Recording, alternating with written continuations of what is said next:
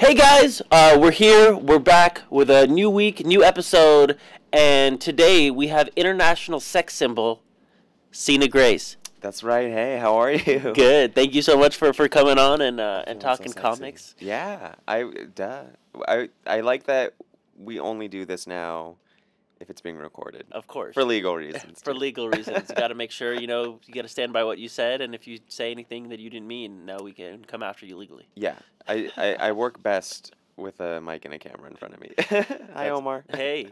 So, big news with you coming back for Iceman. Yeah, there's gonna be more Iceman comics. It's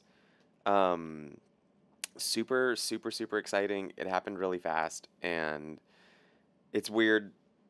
It's just weird to. I just didn't think it was gonna happen, and then it did, and I'm still sort of like, whoa! But it's cool. I'm so excited. I'm so happy. We have the same editor, one of the same editors as last time, and it's really good to sort of have that presence.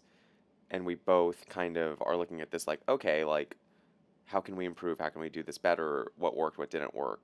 And it's just great to like, no matter what happens next, at least sort of like have this arc to build it into this like nice sort of like 3 arc series at the very least. I don't know. Nice. I'm just pumped. Nice. So what's your goal with it now? Like, what are you doing differently this time as far as creating the story, the structure of it? You talked a little bit about the 3 arc. What is like? Does that just mean that you have like a vision for the first X amount of issues or something like that? Yeah. Well, I always wanted like around 24 issues all told if I had my druthers. So it's just great to come back, especially with the idea of like a new #1, because had we kept going on with the series, and gone into like an issue 12, 13, 14, I probably would have been like stuck in the rhythm of this is this is a superhero book, this is a Marvel book, but this is also like a little bit of a coming out story. So it's nice to have the break and to come back with a new #1, because now it's like a being out story. Now there's not this pressure on myself as a writer and on the character to sort of, always be thinking about this stuff. Now he can kind of be focusing on being a hero, because a lot of what I said in the first arc was, I believe that someone's mutant powers are tied very closely to their mental health and how in check they are with themselves.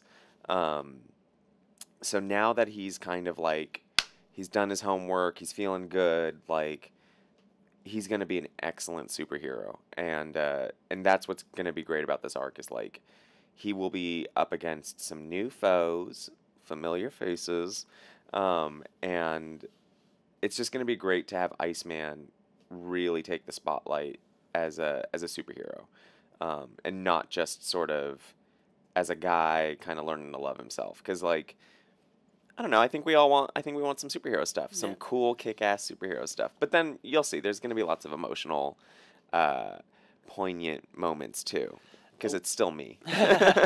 One thing I really loved about the first volume was how you discussed you brought in Bobby's parents, and you really got to see that whole coming out aspect of it, and it helped define who he is and how people react to it. And I know you had received a lot of positive feedback from a lot of people who said that your story touched them. What was that like? Like, what did that mean to you? I mean, that's like honestly the best thing you can ask for if you're making a book about mutants and X-Men, just because the mutant metaphor is always about feeling like marginalized or singled out or being othered. That's a term that we throw around a lot. And so when someone says, I saw myself in this X-Men story, you're like, yeah, nailed it. But it was cool. I'm so speechless about it when you think about like someone liked something so much that they like hand wrote you a letter, or they did a drawing, or like, it's just cool. It's really lovely. And I used to say this all the time, and I still do right now at this very moment. I'm saying it again. There's a Sleater Kinney song lyric, and they say, this music gig doesn't pay that well, but the fans are all right. And that's how I feel. Like, as long as there are people, as long as I can find and see people that like appreciate the work, then it's worth doing, you know. Absolutely, I feel the same way. Just connecting with that one person and making it different than a one person life is enough, and that's Yeah, like you get bummed out when you're like, "Oh, I just like filled the pages like with like, story." Like it's so much better when you're doing something affecting and that it's not just, you know, it's not just like, "Oh, this is a cool double page spread." he punches this person and Yeah, cuz you know, that's fun too. You want to make it visually arresting and you want someone to be visually inspired, but yeah, to have someone emotionally moved, that's tight. that's what it's all about. I agree with you 100%. Now, you have someone who is one of the few people who has writer and artist capabilities. So what's it like for you working with the art team, and like what's your communication process like there? Like do you just kind of like tell them this is what I was thinking? Do you like input some stuff, you like send that over, I'm going to touch it up, or do you like what's the process like going back and forth, or do you kind of let them do their own thing? Oh, let me tell you, it's so hard being a mega level cartoonist. I'm just kidding. It's well, what I do, and I don't ever show the artist because I always try to respect their process and make sure that they're having fun because they have to live with the art far longer than I have to live with the script, um, in terms of producing it. So I do secretly lay everything out. Um, that way I know what I'm asking for is feasible and not a dick move. Can we say that Yeah. on this? Yeah. Okay, cool. And so I just want to make sure I'm not being like a jerk and that like it works and it makes sense. Um, and then I type it all out and I never go in and touch their artwork. If something's super hyper specific, I will send them the drawing as a suggestion. Like Yeah. with Iceman, um, when we had Doc Hen in the book, I remembered being like, okay, Keep going. I'm so mad at you. No, I'm kidding. He just had to check his Tumblr. I don't know. I'm being silly, but anyway, with with Doc Hen and Bobby in issue 4, I drew specifically what their outfits looked like because I was just like, I really need them to look like this. Like it makes sense for the story, but also like I am very particular about clothing and with a lot of artists they're like, yeah, I don't know shit about clothing, so like hook it up. And so, you know, we'll share Pinterests or Tumblr pages. Like with Bobby Drake, his style is very much like Stephen Yun and Andrew Garfield. That's the middle Spider-Man, right? That's his name? Andrew Garfield, yeah, he Yeah, was yeah. he was the one after Toby. Yeah, yeah. Yeah, So like I'll send them like pictures of their street style and I'll be like, make Bobby look like that. Like hip but not too hip. yeah. Well, Christian is watching and sends you the heart face emoji with the eyes. Oh, goody. So Wherever you are, I love you. we are very very happy to have fans who are watching and tuning in. Yay. Thank you for watching. And I appreciate you. and so whenever you get into like a new project, you have a new book that just came out this week, right? I'm part of a big book that just came out this week. The camera's, oh, there we go. So it's I did that. That's me. I wrote and drew, I flexed my muscles on this. I wrote and drew a Power Rangers story. This is Goldar. You love Goldar. You're like obsessed with Goldar. Goldar's really fun to draw. He's really fun to draw. He's really weird and simple, in terms of his like emotions and mood. Always angry. Always angry, but like always subservient. Yep. It's so weird. I you know, and I grew up with Goldar, so I love him. I love him so much. And this was a really crazy fun process. I was really nervous about Saban, but in terms of like approvals, but they were super straightforward. It was really they changed that at the way last second. Sorry. I'm learning new things in front of you. But anyway, it was super smooth as a process. They were very particular about like making sure the diamonds on their costumes were like exactly Symmetrical. not symmetrical, that they like connected and Okay. and broke also like but they reached like a perfect point at the end too. I was like, okay, cool. Like, yeah, that's an easy note to take. but yeah, I just wanted to do something that was very, very, very true to the experience we had as kids watching Power Rangers. And that's what's funny about, like, I was like, oh, I don't think I like landed the plane on this one. I don't think people liked it because I was just trying to really like make it feel like you were watching an old episode. And then you read these other comics and it's like, oh, right, like people are just having like a good old time. Like letting their imaginations run wild, whereas I was like, no, I want it to like look like a Zord fight where it's literally like a guy in a Zord costume fighting like another, like a guy in a Goldar costume. And so like, and I wanted them to be like magically like in a clearing where there's like no, Buildings. yeah, like, like they'd always end up in this like magical like flat terrain where like, there's like mountains in the background maybe, and then yeah, they'll fight in a city too, but like they're always magically fighting like right in this one intersection where there's just nothing. There's no trees. It's just sidewalk. It's sidewalk to fit two gigantic Zords and monsters. But yeah, I had a great old time with it. It really, when I read it, it really felt like it was an old episode, and it felt like it was that like kind of like a transitionary period for some of the characters. Yeah. And I think it was something like where they're kind of in that process of kind of finding themselves. Yeah. Go ahead, sorry. No, and I just think that was great.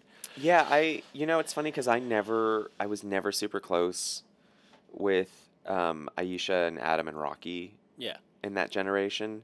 I was so Jason, Trini, and yeah, I was so into the originals. I mean, but then when I was doing all my like research, which means drinking some white wine, eating some York peppermint patties that have been in the refrigerator for a few hours, and watching old Power Ranger episodes on Netflix. Like that is my job. I'm sorry. That's the coolest thing ever. It's a great job. Yeah, I'm a brat, but I'm not a brat. I'm actually a hard worker sometimes. But anyway, and a brat. But I was going through and I was like, man, but I like loved this era actually. I just like didn't value it the same way. So I was like watching Adam and Aisha and Rocky, and I was just trying to like analyze them and figure them out. And I was like, man, yeah, they just like kind of like get accepted. They just get absorbed.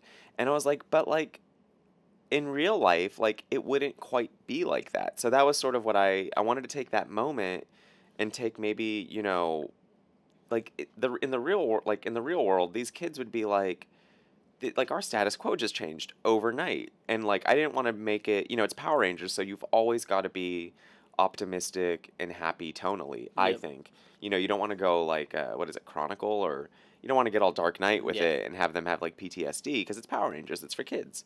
Um, so what I did want to talk about was that feeling of like I'm here, I'm new, everyone says I'm welcome, but like I can't shake that there are shadows. You know Yep. what I mean? That I'm in someone else's shadow. Yep. So I focused on that, and it was really funny because like I didn't like I sent a few ideas over, and I didn't even think this was gonna get picked, but like I was just like, oh yeah, like maybe, and then this was the one Saban wanted, so I just leaned into those lessons. I think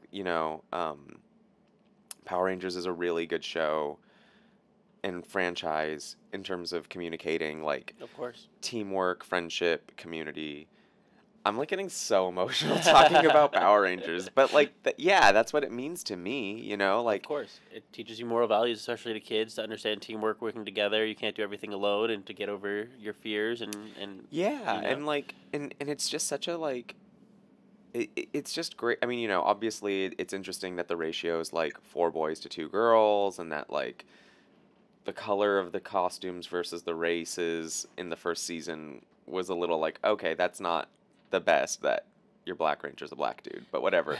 But other than that, like they never harped on they like it was yeah, it just was like so smooth in terms of like there are no gender roles, there are no like race roles, like Yep. there is just saving the goddamn world And that's it. with your friends That's all that's and important. doing front flips and being on rollerblades and Jumping out of planes. jumping out of planes.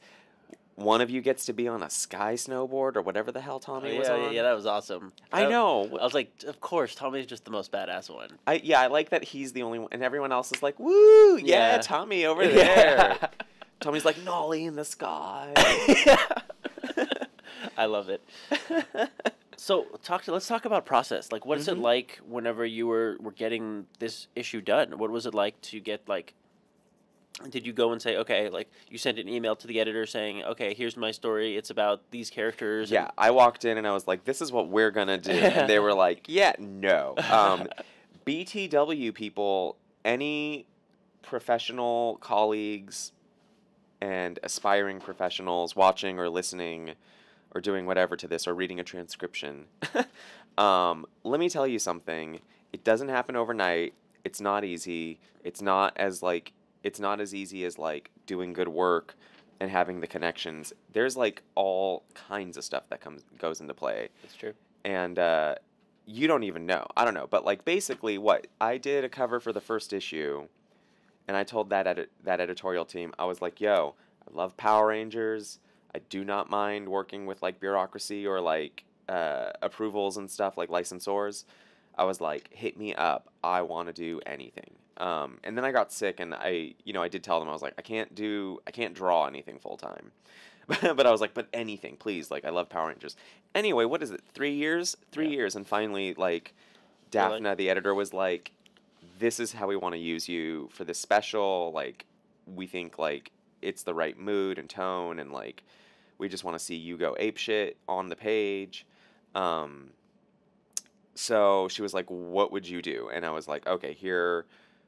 Editors always ask you to send like 2 to 3 different ideas. I think I sent 3 to 5 because I was super excited. One, I'll tell you a failed idea, can I? yeah, of Or that course. didn't get picked, just because Yeah, I like really I wanted to love do it. it. I wanted to do a story about when Tommy had like just joined the team, Mm-hmm. and Kimberly was like, "Well, do you want to like, like practice like Zord training together?" And Tommy's like, "Yeah."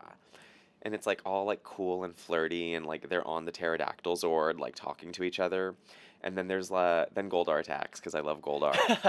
And I forget why. Maybe it was too complicated. I forget what happens, but basically, Kimberly has to man the Dragon Zord while Tommy fights a bunch of Putty Patrol um, members, Army Squad, Yeah. whatever. He fights a bunch of putties on the Zord while she's fighting Goldar in the Zord, and it's like this whole metaphor for like she's like in his mind, Yeah. she's like the only person who's been in his mind besides Rita. So it's this like whole trust exchange. Her Oh, that's manage. a cool. Anyway, yeah, but it's Uh, a little complicated and a little dense for like 8 pages. but it's still a really cool concept. It's a fun, I fun know. I should story. just do it as a zine. Like I should Exactly. just like underground zine that shit. We were talking about your zine. Is this it? And what's the process in making a zine, making it come out look so cool? Like you see a lot of zines that are just kind of like folded paper. This one looks like professional. Like what did you do to like kind of make sure that it looks like a pro zine as opposed to like a paper zine or like a super like I printed this home on my printer paper zine. Right, which there's a time and a place for that too. Like if you want some, I like when things do look a little DIY and underground, but for this, um, I taught myself how to use InDesign Mm-hmm. just to build a book because I did have a graphic designer boyfriend in college. And so I'd see him do it and I was like, "Oh, that's all you're doing?" But I didn't know what What it he was meant, doing. yeah. Yeah. So I taught myself that and I basically the reason I did this was I got sick and I had hospital bills and I don't like to ever like ask for money. So I was like, "Hey, I have all these like short stories I've done that I have the rights to. I'll put them in this collection." So I wanted it to look like pretty nice, so I could take it with me to cons and stuff. Yep. And then because I worked as an editor and in a really hands-on capacity at Image Comics, like I decided to kind of like sink my teeth in and learn as much as possible about like paper quality and paper types and like hunting down printers, and that's a trial and error process. Like 100%. I agree with you.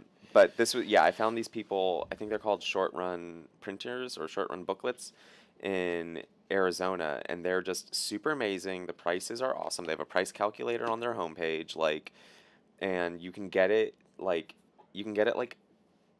in crazy timelines, but Yeah. like also normal timelines. So yeah, so I just sort of put all the pieces together, formatted it on InDesign, and then exported into a high quality PDF. So what's the difference been like for you, like doing an image book and doing like a zine? Like how would you like kind of characterize the different style of working for like a book on an image book? Like when's the time to do a zine? When's the time to do image? um, I wish there was a really easy digestible answer to that, but I think it just depends on what the project is. Give me Like, the complicated one. Yeah. yeah, I mean, you know, like it. Well, okay, you know what? It's a business decision. Like, it's kind of like, how many people do I really think are gonna put money down For this. to consume it? Yeah, you know, like for this, I was like, maybe 500 people. So like, I'm good. You know, like I'll like I can finance that. I can produce it. Yeah. But if it's like a number over, and then there's distribution, like I can't. I don't want to be responsible for sending more than 500 copies out. Yeah. So like, if it's more than that, you know, you want to then get it To a into publisher. into the Diamond Distribution Center and let them handle it. Because I did do that in college.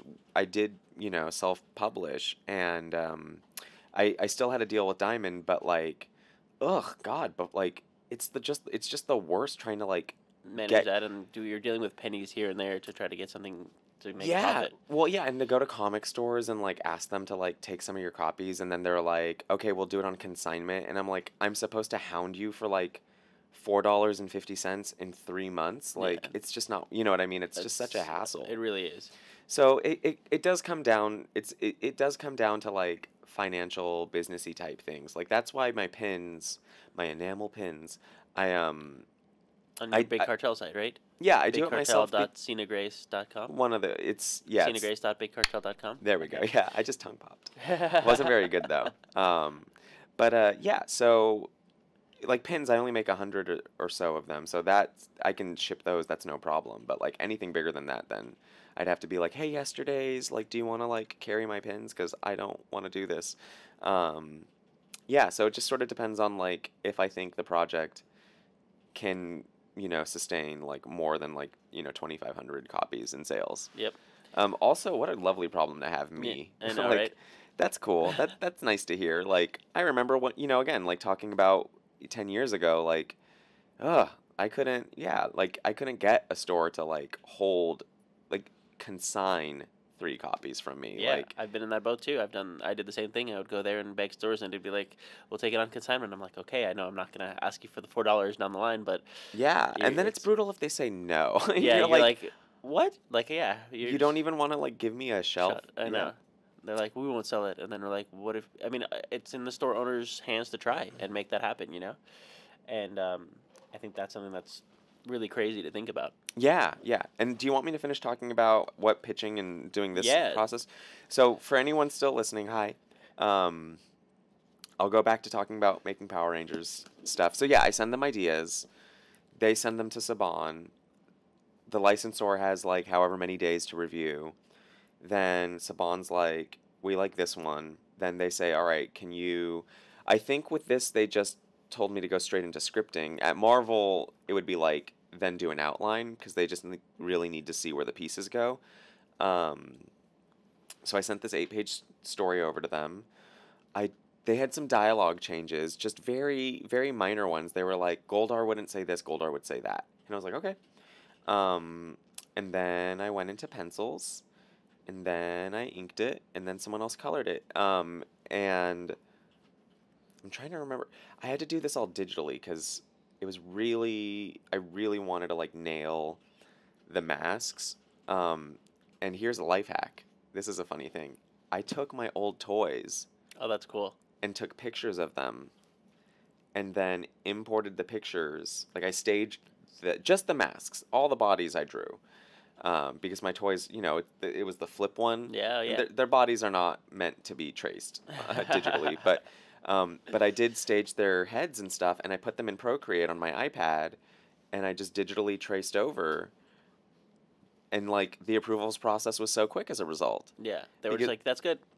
Yeah, there was like 2 things where they were like, "Can you push out the tusk on Adam's mask, and like, can you round out her head a little more?" Wow, they go into that much detail for it. That's Yeah, but it insane. was That's so cool. yeah, but luckily, you know, because and that's the thing is I just wanted to prove that like I was a diehard fan, you know. Yep. Like I had all this reference for like Lord Zed's Lair and like the Juice Bar and for Billy's Garage, like I just wanted to show them. I was like, "Bitch, I'll deep dive too with you. Like I'm going down this hole with you. Like we're doing this together." And yeah, they seemed it was very smooth. But yeah, that's how insane it gets. That's a testament to how hard you worked and what the process was like. Yeah, I'm so mad that like these are digital drawings because like I have no originals to sell. What is your what? This was your second or third thing with Boom. How many things have you done with Boom before? I've done a handful of things. I did some Adventure Time stuff years ago. I did some regular show stuff a few years ago. I did a short story in their Boombox collection. I remember that. I have Shannon that one. Waters for the win. Really amazing editor. I just made creepy eye contact when I said that, doing it again. And I did something for Bee and Puppy Cat. Hmm. I did this power. I did another power. I did a Power Rangers cover. Yeah, I've done a lot of little things here and there. I love What's the Boom. process been like working at Boom? What is it? Yeah, what's it been like? Who? It's very curious. I love them so much, and I just think I think I'm either difficult or expensive or something. I'm not like these like college kids, like these Tumblr kids. Like they just turn pages out so fast, and I'm like, yo, like, and I do meet all my deadlines, but like, I don't, Set unrealistic deadlines. and I don't rush. Like, I like the pages. I want the pages to be really good. Um, so I don't know. Yeah, it's just a matter of like you got to constantly chime in and check in and be like, hi, I'm here. Let me know if you have any opportunities, and like, you've got to audition for things. You're not going to get them all the time. That's life. You have to experience a certain amount of failure to get to success. That's Oh yeah, and no matter there's no. I talked about this a lot with a friend of mine. Like, there's no in our humble opinions and in our perspectives, like, there's never a point where you're not auditioning for something with somebody. Like, the stakes just get higher, and the situations maybe get like a little more mellow. Like, I don't have to jump through so many hoops, or I don't have to like prove myself or beg for things, but like you do constantly always have to make a case for yourself. Yep. So that's what I do is like periodically I'll send documents or things over, and I'll be like, this is where I'm at right now. Like, this is reflective of like the kind of material I've been putting out. This is who I am, my perspective today. Let me know if you want to work together. And you send those emails to different editors. Like, yeah, I send them to editors all the time. oh, that's cool. Yeah, because I had after Iceman ended, I got really confused about my place in the industry, and my friend Sean Martinborough, super dope guy, artist of Thief of Thieves, he was like, Cena, he's like, this is the freelancer's life. Like, he's like, it's about constant reinvention. Like, Yep. he's like, what did you think? Like, what do you think comics is? And I was like, I don't know. I thought like, you do something, you say you have a voice, and then if people like it, like it just stays. And he's like, nah. He's like, no. You don't do a Marvel book and they roll out the red carpet for you and they're like, take over all of our books. I didn't expect a red carpet or anything, but it just was so weird. Like, again, you're still always pushing. Building yourself up. Yeah, It's always yeah, a yeah, process. yeah. Even after, like, for most people in the comic book industry, Marvel is the epitome of success, and you've achieved that. Yeah, and that's the other thing too, is I don't have a lot of ambition, in the sense of like all I wanted to do my entire life was make comic books. I did it. I'm Yep. doing it. Like, like, there's nothing. There's no hill to climb. There's nothing to Yep. look over. Like, I've got it. I'm doing it. So it does put me in a weird place where I'm not as I'm not hungry the way our friends are. Yep. I'm not hungry the way my peers are. Like, I'm not trying to schmooze with everyone. I'm just like, no, I want to be friends with you. You have hiring power. That makes it weird, but I want to be your friend first. Yeah. But I'm not, like, when I'm at conventions and stuff, I'm not going to the bars and socializing. I'm more like, I okay, gotta trim how this stuff. long? Well, and like, how long till like my friend who's watching my dog, like, before they get pissed? Like, Yeah. how long before I have to drive back home? So it's very interesting to like just want to do good work, but there is this like unspoken thing where like you should be getting as many projects as possible. You should Yeah. be filling up your calendar as much as possible. You're worthless if you don't have a book on the stands every month. Yeah. And that's not me, but it fucks your brain up. Like, you do think Absolutely. there's something wrong with you if you're not on the shelves for a month, or your stock is declined or you're something, you gets in know. your head, and you're like, well, I didn't have anything out this month. I should have had something out. And was that my fault, or is it somebody else, or did? Oh yeah, I went to a comic store, or I looked at the solicit calendar, and I was like, ugh, God, I didn't do anything this year. I suck. I don't have a new book out this year. And then I was like, fool, you did a gem story. Like, Iceman just finished. Yeah. Like, the second trade just came out. You're working on this Power Rangers thing. Like, it's not the same, but like, you're busy. You're gonna be in Mad Magazine. Like, you're fine, girlfriend. And I was like, thank you, me. And then we both had a Cosmopolitan. That's not true. I don't drink Cosmos. I drink Old Fashions. I'm a real ass man. There's nothing wrong with Cosmos, but I like Old Fashions. Cosmos is so Sex in the City. Mm-hmm. Always Sex in the City references with me.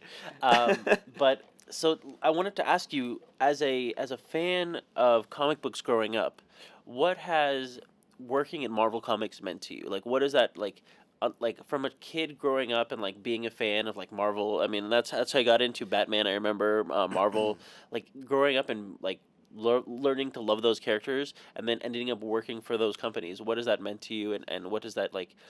What have you gotten from that? It's really terrifying in the sense of realizing like, oh, I can change the status quo of characters I love. I didn't feel that way with the first Iceman run because there were so many different editor shakeups, and also there was so much else to worry about and be concerned about that Marvel was like, don't expand it outside of like Bobby Drake. Like, focus on Bobby. Like, these villains work. Like, don't make it too big. And now that it's coming back, and that that like everything is like firmed up upstairs, they're kind of like, well, what would you do? And there's a character I'm gonna get to use in the second issue that I can't say anything about. But they were like, okay, what do you want to do with this person? And I was like, XYZ. And they're like, that's it? And I was like, I can do more. And they were like, yeah, we thought you were going to put this person in the whole arc. And I was like, I could? And they were like, yeah. And that stresses me out. And it's kind of why, like, I have never wanted to touch Batman. Because I'm just like, I have nothing to say. Like everyone says so many better things with Batman than me. I just want to be a fan. Yeah. And I've got to shake that because that'll be doing myself a disservice down the line if I like think I can't touch someone because they're precious to me. Yeah. I always joke that like I won't write Wolverine in the book because I love Wolverine. Yeah. And if I do, then I'm proving like some fucking hater somewhere, that I am like indulging myself with this book, and I'm like, no, I'm trying to tell a story. And if Wolverine shows up, that means I'm just literally like, You feel like a hack that way. masturbating. Like masturbatory. It feels masturbatory, or like it feels like I'm just like being like my inner fanboy rather than like I'm trying to be a good ass storyteller. So it's weird. It's daunting more than anything. I don't like. It's weird to be making stories up that little future me is gonna read. Yep. It's weird. It's cool too, but it's weird. That's- That's why I liked Iceman. Or I still like Iceman. I Yeah. love Iceman, but that's why I like working on Iceman. Is that he's I like the character a lot, but he wasn't one I gravitated towards when I was younger. Yeah. So there's not this scary feeling Pressure. of like, yeah, that pressure. So it's cool though, yeah, and they're really cool, and but they're also a company. Like that's what's really fascinating about this industry, is that we are doing this really pure, beautiful, weird thing that not everyone gets, and not everyone even understands how to do it. Um, but then it's also a business. Yep. And it's interesting to always balance that. Like, we've got to make these comic books be comic books, and Yep. they've got to evoke the feeling of like reading a comic book and loving it.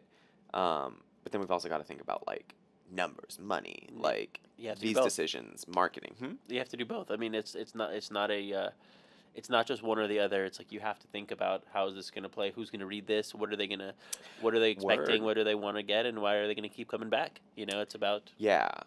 And I think the key is kind of like you start. I think it's not good to do both. I think it's like eating solids and drinking liquids. Like, you shouldn't do both at the same time. So it's like you make the thing from your pure place. Like, that's the first draft. Yep. And then second draft is like when you start considering all the like grown up notions. yep, got to be a grown up. Yeah, Uh, yeah, I love it. it's crazy. And I mean, you talk about working at Marvel, and then of course there's Image Comics. Hmm. So, what has Image meant to you as far as creator rights? I know you got your your main start through Image. Like, what has Yeah. that been like? What has Image meant to you? Like, how do you feel about being able to hold on to rights like because of Image and Um, it's funny because like nothing's really gotten like. I mean, I guess I take the rights thing for granted in the sense of Image gives you a lot of autonomy and freedom to figure out how to find the audience for your book. Um, so like yeah, if I wanted to go make a goddamn web series about a book about my goddamn self, yeah, like I don't have to ask anyone. I can nope, just do it, self and that's what's obsessed. on YouTube. Um, but yeah, so I love that, and I think I take it for granted. They're so supportive and they're so open and they embrace. They really just want you as a creator to do something that inspires you and that makes you excited because that's typically what brings out the best work.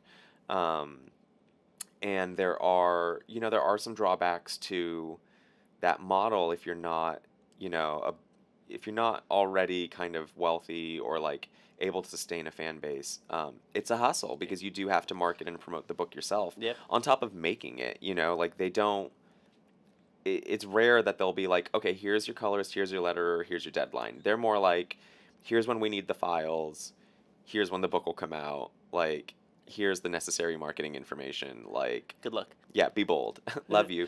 Um, but honestly, like, Eric Stevenson has been, I do take this for granted, like, he's just um, so like warm's a really funny word for anyone who sees him because he's so like also like cool, Composed, yeah. yeah, but he's very warm in terms of like Supportive. yeah, in terms of figuring out like like what do you want to do, like how do we make you like how do we make you a better you. And every time I've like done something that I thought was a risk or a bad move, Eric's like, that's the good move, like do that. But he also is like very like he'll lead you to the water. He won't tell you what to do in terms of like changing decisions or whatever. Like, with Burn the Orphanage, when it was starting to like not sell as well as it should be, he was kind of like, okay, I think you need to like let this rest, see how it does, and then decide to come back. Like, you don't need to keep sticking at it and thinking like if I do one more arc, then it'll find its audience. He's like, sometimes the numbers are the numbers, and it's going that way. Yeah. Um, so yeah, I adore him and appreciate him so much.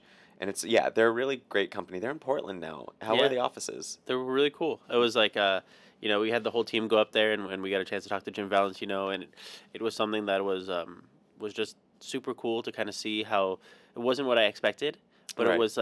it was actually like in a way cooler than I expected, just Mm. because their offices I kind of expected. I've been to the DC offices, and they're like a whole floor and like a big building, and like and Image is a lot more like everyone who's there is like working and really good at their jobs, Yeah. and like everyone's just working like 24/7. Yeah. So it's something that was like really cool to see that like amount of that how the company works. It's a small yeah, it's a they're small. They keep that shit tight. Really tight. Yeah. Yeah, 100%. And Hundo P. Hundo P all the way. Well, what's it like when you're working for like setting your own deadlines for your own projects? Like, how is that? Do you have like a list you do? Do you have like a like what's your process when you're like writing, drawing, like doing any of these things? Is it just you're doing it as fast as you can and as best as you can, or is it like I have a list that I go by, or like I know in my head that this is how it works, or Right. For my own projects or just like my own day to day, like I would I'll speak to both. yeah, speak to both. Um, yeah, I have like I have a couple projects at all times. Like Omar can attest to that, That's true. and Omar also is the same, where you have like 5 or 6 Yep, things floating. I'm like you, and we're working on something together too. So You heard it here. We are well, yeah, and that's the thing too. Is it's like sometimes if you're like in a crisis point, it's just a matter of like watering plants, like and figuring out like what needs attention? mm-hmm. And so like with Omar and I are writing a book together, and it's been really great because we're working with an artist who is super rad. And you know, there are times where this artist is like gonna take like a long time. So sometimes we don't look at the project, and then out of nowhere, We get I 10 like pages in. yeah, we get like 10 pages, and suddenly it's like, oh, I gotta like we gotta like do 5 pages now just to keep them working. So that's one thing. But I usually have like a little list and I go through it and cross it out. Um, I like to break my problems up into little chunks so that way I never feel like super stressed out. So with writing, it'll be like, okay, like with Iceman, what I'll do to like not be so stressed out about like the process of writing 20 pages is I'll be like, okay, did you lay it out? And then I make a grid and I check off all the pages I've laid out. Then it's like, okay, did you um Do you send the layouts to the artist? no, no, never. I said that earlier. Oh, that's. I Um, mean, I was just curious because I was like, it seems like it's a lot of work just to but you know, for a piece of money. I talked to Steve Orlando, and he takes like 2 days to like he calls it blocking it out or something. Like I shouldn't be speaking about his process, but anyway, he He's coming on the show too, so I'm oh sure we'll learn him. perfect. We'll learn about it eventually. But yeah, it actually goes way quicker because I'm just like, whoop, okay, there, that's the page. But then the next thing on the chart is, okay, did you type all that out? Did you like, you know, write the panel descriptions? Then I have another thing that's like, did you do the dialogue? Then I have a, did you do a polish, which is like, you write the dialogue real fast, then you go and look at it before you send it to the editor. Um, and so, yeah, I just break things into tiny, tiny, tiny little to-do lists and little micro achievements to like keep myself motivated. I was talking to my high school best friend and he's like, "How do you keep yourself going? Cuz like you make your own schedule and you get all this stuff done." And I basically was like, you got to like you've got to constantly motivate yourself and you've got to constantly like reward yourself. I- So like I'll be like, "You can't look at your phone until you finish inking this panel." And if it's like, or if it's an insane panel and it's like, you know, like you can't look at your phone until you finish like inking that Megazord arm, like because sometimes things will just take an hour to ink. Wow, such a long process. Yeah, sometimes, yeah, for sure. So yeah, you just have to constantly be like tricking your brain into like loving working and like loving the idea of being creative, but you also have to like be pragmatic about it. And then on top of that, you've got to clean your apartment and you got to walk your dog and you got to clean out the cat litter. Like being a grown up sucks. Yep. It rules. These are easy problems. I hear it myself. Don't worry. I just hung out with my sister and her 2 kids. I know what like Real problems are. yeah. Well, No, like like raising the, children yeah, is just way harder than, you know, writing Iceman yep, jokes. for sure. But yeah, anyway, so I kind of just have to be mindful of deadlines and, you know, try not to rush anything. And I do work 7 days a week basically. That's my other thing is like I instead of working like 5 days a week, you know, 9 a.m. to 7 p.m., I'd rather work like 7 days a week and be flexible with my schedule. So that way I'm never, I just don't like, I don't think stress helps the writing process. I mean, sometimes it does. Deadlines very much help. But yeah, I don't know. I just keep myself micromanaged at all times. That's always what you have to do. Always find a way to keep pushing. And I like those small little rewards you discussed where you're kind of like, I'm not looking at my phone because what I've been doing is there's this, I use Google Chrome. Yeah. And so there's this plugin you can install that's actually called, I think, like Stay Focused or something. And so Oh. it keeps you off of like any social media or anything like that. You can put in sites to block. Because I would find myself like working on like marketing or something like that. And then I would go and or like writing. And all of a sudden I'd go on Facebook and I'd look up and it'd be like 30 minutes later. And I'm like, how did Yeah. I waste 30 minutes K-hole. just like going on social media? So like I put blocks on these sites, and that's my way of like anytime like it actually just like muscle memory for me. Like I laterally just like Yeah. open the window and just go to it. It's not even like a cognitive Oh, process that's for me. great. And so it just blocks the site for me, and then all of a sudden I'm like, I should be working. It like snaps me back to like a punishment or like a non-reward, and I'm like, I know I'm allowed to do this in X amount of time because there's a timer on this thing. Yes. See, So that's my problem is I love Instagram yep, and like you can convince yourself that it's like totally okay, yeah, especially if you're an art if you illustrate yeah, or you know, but you also inspiration. yeah, I'm just like, oh man, like let's look at this person's art. Damn, Adam Hughes is great. Oh man, look at this new person. Oh, you know, but then it takes you in the wrong direction. Then suddenly you're looking at your exes and you're like, okay, I gotta get off this. But yeah, it's just about, and then with personal projects or like things I'm doing on the side, it has actually been really hard to motivate myself because I I'm doing something. I have so many new ideas after kind of like giving myself a break post Nothing Lasts Forever, my graphic memoir from Image Comics that came out in June 2017. Anyway, sorry, I was looking at the camera. Anyway, Shameless plug. yeah, duh, right? But anyway, I gave myself a break, and now I'm like kind of ready again. But I told myself I would only do another creator-owned thing if there was like either money or an editor or something, because I just like I don't trust myself, or I want to challenge myself to do something that I've never done, and to be a like to achieve a level of greatness I haven't unlocked before. And in my head I believe like having either like an editor or like a marketing team or something, some kind of additional factor attached to it will kind of be what I need, rather than like what I had been doing, which is like I will do about like 50 to 60 pages of something in secret, and then when it looks good enough and I have a sense of the shape, then I take it to like Image and I'm like, looky, and then they're like, yeah, pretty dope.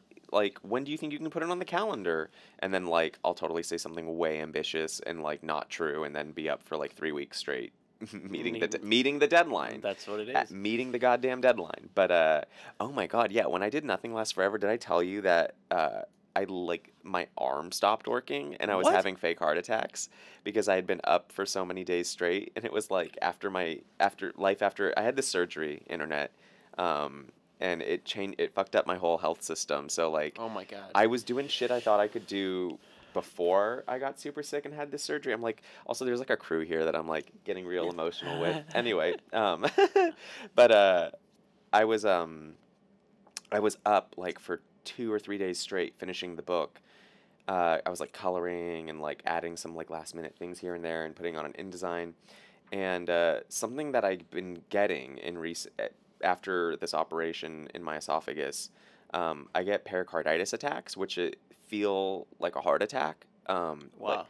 yeah, and so That's like scary. yeah, I went to the hospital the first time I had it, and they did like they man, you tell them You're having a heart attack. They're gonna. you tell them you have the symptoms of a heart attack, man, you get through that fucking waiting room real fast, let me tell you. And then it was a mystery because like they were like, okay, you have all of these things, but your blood pressure's normal, so we don't know what's going on. And then this other doctor came in and she was like, I think I know what's wrong with you. I'm gonna like fuck you up on ibuprofen, and if you feel better in 30 minutes, like we know what's wrong with you. And it turns out, yeah, I would get like an inflamed heart sac around my heart, or sac around my heart would get inflamed and infected or blah blah blah blah, and stress always brings it out. So I'm working on this book, and it's happening again, and I'm like, I know what it is, I know what it is. So I'm just like popping like ibuprofen, like still drinking coffee, Coca-Cola and tea, just like this is my, I'm like keeping going, and then it got, the pain in my arm got so bad I couldn't even like use my hand. Oh. And so I was just like, I was like emailing Image. I was like, I know I said I'd have the files in today. It's gonna be tomorrow. My arm stopped working. I'm gonna close my eyes. I'm sorry. So the book still made it, but I gave them the files a day later, and that really broke my heart Yeah. to have like done that. But anyway, that's good for me though. Like, You have to be realistic. You can't. You have to stop. If yeah, you have to stop. You know. yeah. Oh yeah. But man, that was anyway, that was a messed up moment. But yeah, I got anyway, so that where how did I get down this road? Oh, comic books, meeting deadlines, process. Yeah. There's always there I think I'm trying to avoid that the next round. Is all I'm trying to say, is like I don't want to be in a position where someone trusts me to land the plane all on my own, and I'm pulling these all-nighters and kind of turning in something that's like a product of like madness, which a lot of my memoirs end up being. Like, there's this weird like 11th hour magic where I'm like, oh, this is how my life makes sense as a narrative for a reader for consumption. Done. You've done. I mean, every memoir I read from you, and I've read, I think, all of them, have been. Mhm. they've told a complete story. You know, they've really had like they've had their moments of madness, but found a way to be controlled, and Yeah. finally have found a way to find yourself and have a moral. And I think that's something that's so beautiful and so Thank cool you. and so Cena. So that's so Cena. That's so Cena. It's But like that's Raven. yeah. But that's life, and life is messy, and then at the end of the day, you kind of you make your sense of it, you make your logic, and that's how you sleep. But yeah. So that's so right now I'm at a place where it's really hard to motivate myself to like produce something on the side. So I'm just focusing on like work that's coming in and being like, thank you, Thank Lords you. of Keep me. Cobalt. Yeah. Who are the Lords of Cobalt? I don't That's a even. Battlestar Oh, reference. it is. Yeah. You're cooler than me. I haven't watched Battlestar. That's also like that show's been off the air for like 10 years. I don't know if I'm cooler than you. I'm making some dated references. So one last question. I've asked you this before, so I'm expecting a fully different answer. Okay. What advice do you have for aspiring writers, creators, anyone looking to work into comics or make it in comics or make comic books? What advice are you giving 10-year-old you right now? Go. You're not rushing me. I got to come up with a new answer. Take your time because I want it to be impactful and new and stuff that if you had had that information when you were younger or during the process, it would have actually helped you, not just like I don't think I've said this to you. I think I've said this before, and this is advice I wish I could have given myself, is like focus yourself. Like beyond the fact that it's really hard and you have to keep trying and do it, constantly and never give up on all that crap. Really focus. Crap, I'm hilarious. Really focus though. Like really figure out what you want to be and focus on that and be the best version of that, because I got lost being an editor for a few years because I needed to make ends meet. I was drawing other people's books, which is super fun, but also really confused the marketplace as to like what I was and what I brought. Like, maybe I should have like just done the drawn and quarterly Fantagraphics route and like, you know, made smaller books instead of trying to be trying to be an Image Comics guy. I don't know. It doesn't matter. I landed fine. Like I'm fine, but I think the comics market was really confused about me for a long time. Jeff Lemire said this to me. He's like, who the fuck are you? Like, he didn't say it like that because he's Canadian, sweet as a daffodil. He might not be a Canadian, but he lives in Canada now. Anyway, um, but he was just like, what are you? Like, you're drawing a kid's book over here. You're drawing the little depressed boy over there. You're doing this weird action book over yonder. Like, I can't, what do you want to be making? And that, like the work is the evidence of who you are.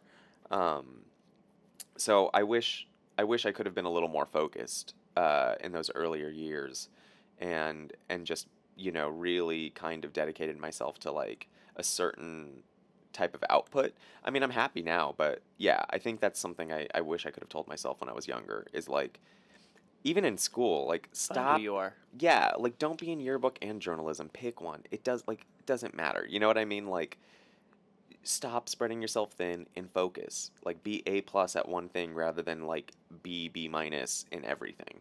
Absolutely, I agree with that. Yes. Facts of life. I love it. Yes, honey. So, Advice realness. are you familiar with like quantum physics at all? Yeah, for sure. So, it's actually something something that's really interesting. Oh, I know where he's going with this, I think. I think you do. And something really interesting. If you talk to a plant and you say positive things and Oh, yeah. you like are reinforcing it, I love you, talk to it in a sweet tone of voice, it actually has been proven to have a positive effect on it. And if you talk to a plant and you say hateful, mean things, bigoted things towards a plant, it actually wilts and dies. Oh, no. And there's a certain amount of power in life that's like whenever you put something out into the universe, it actually can come true just by you talking about it. So in Self-Obsessed, you always mention gay superhero sexcapades on ice. Oh, yeah. Uh-huh. And now you're writing Iceman. Do you feel like you kind of like talked that into existence?